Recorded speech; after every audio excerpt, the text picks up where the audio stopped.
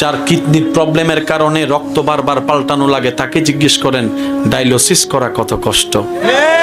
যার হার্টে রিং পড়া লেগেছে, ওপেন হার্ট সার্জারি করে তাকে জিজ্ঞেস করেন এই জীবনটা কত কষ্ট।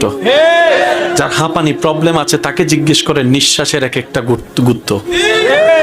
আল্লাহ তাআলা আমাদের 24টা ঘন্টায়, মনোযোগ, আল্লাহ তাআলা আমাদের 24টা ঘন্টায় প্রতিটা সেকেন্ডে এমন ভাবে দয়া করে যাচ্ছেন, যারা মানে তাদেরকেও দয়া করছেন, যারা মানে না তাদেরকেও দয়া করছেন, যারা নামাজ পড়ে তাদেরকেও দয়া করছেন, যারা নামাজ পড়ে না তাদেরকেও দয়া করছেন। কেন? আল্লাহ পাক বলে যে আনার রহমান। মেয়েদের কষ্ট কেউ বুঝে, পুরুষের কষ্ট কেউ বুঝে, এক কথায় কেউ কারো কষ্ট বুঝে না। কষ্ট বুঝে শুধু বান্দার কষ্ট বুঝে আল্লাহ, উম্মতের কষ্ট বুঝে নবী রাহমাতুল লিল আলামিন। আর কেউ নাই আপন, সবগুলো অভিনয়। I love you too. ও নদী তুমি এত পরিষ্কার কেন?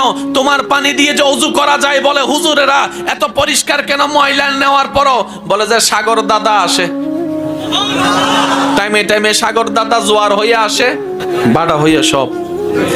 যদি এই প্রসেসিংটা না থাকতো, কেউ আপনি আমি আজকে স্বাভাবিক নিঃশ্বাস নেওয়ার সুযোগ পেতাম না। দুর্গন্ধায় নাক বন্ধ করে রাখা লাগতো, দুর্গন্ধই নাক বন্ধ করে রাখা লাগতো। এবার চাঁদপুরবাসী এক জায়গায় বসে ভাবে এতগুলা মানুষের এতগুলা ময়লা এই খালে হজম করে তো করে কিভাবে, নদী হজম করে তো করে কিভাবে, সাগর হজম করে তো করে কিভাবে। আচ্ছা, আরো একটা বড় চমৎকার বিষয় বলে যে কি, সাগর থেকে নদীতে পানি আসলো, মাঝখানে তো কোনো মেশিন দেখলাম না, মাঝখানে তো কোনো মেশিন দেখলাম না। সুবহানাল্লাহ বলবেন না? মাঝখানে কোনো ঢেউ দেওয়ানেওয়ালা কোনো মেশিন দেখলাম না। নদী থেকে খালি আসলো জোয়ার হয়ে, কোনো মেশিন দেখলাম না। এটা কিভাবে হয়? তখন বিজ্ঞানের ছায়া তলে জানতে পারলো আমার ভাই, শেষ জোয়ার বাটা নির্ণয় করে, নির্ভর করে চাঁদের উপরে, চাঁদের উপরে, চাঁদের উপরে। সুবহানাল্লাহ। তার মানে খালটা আমার জন্য, খালের জন্য নদী, নদীর জন্য সাগর, জোয়ার বাটার জন্য চাঁদ। এবার সবকিছু বানালো কে? চাঁদ বানালো আল্লাহ, সাগর বানালো আল্লাহ, পানি বানালো আল্লাহ, জোয়ার দিল আল্লাহ, বাটা দিল আল্লাহ। ও আল্লাহ, সবকিছু তো আমার উপকার, তুমি দিলা কেন? রব বলে যে আমি তোদেরকে এতই বেশি ভালোবাসি, তোরা আমাকে ডাকতে ভুলে গেল, আমি রব তোদের যত্ন নিতে ভুলি না, ভুলি না, ভুলি না। নবী বলেছেন যে সুবহানাল্লাহ একবার বলবে, আল্লাহ তার জন্য জান্নাতে একটি গাছ রোপণ করবে। আর একটু আস্তে করে বলেন।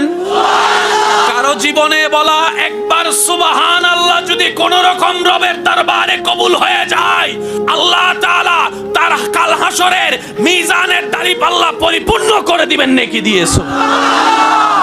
আল্লাহ এতগুলা নাম তোমার, রহমান রহিম কেন আল্লাহ?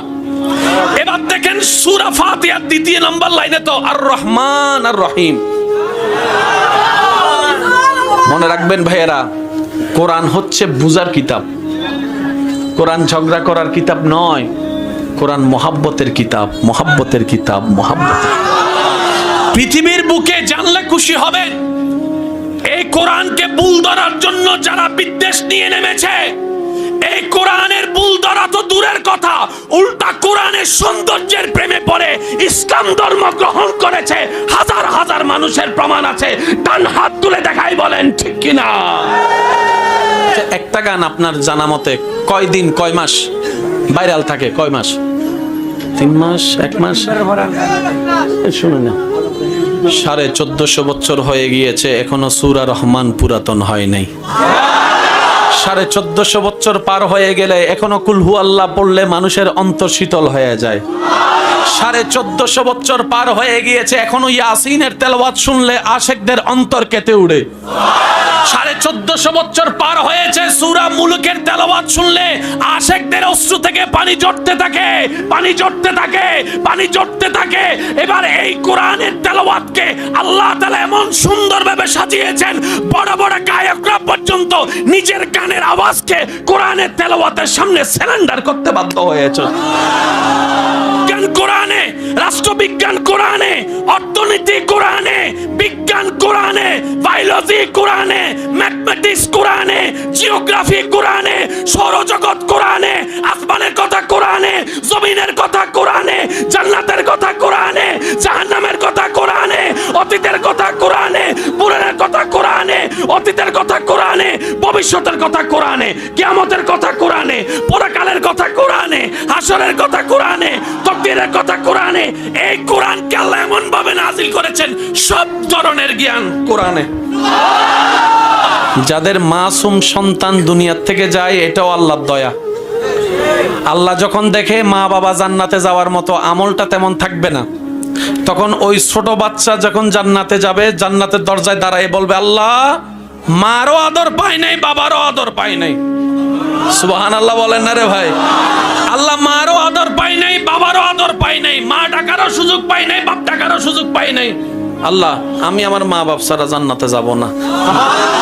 ফেরেশতা এসে বলবে, তোমার মাও জাহান্নামে, বাপও জাহান্নামে আমলের কারণে। তখন বাচ্চাটা বলবে, আমার আল্লাহ চাইলে জাহান্নামীরে জান্নাতীও বানাইতে পারে, তুমি এত কথা কইও না, আমি আল্লাহর লগে কথা কইতেছি।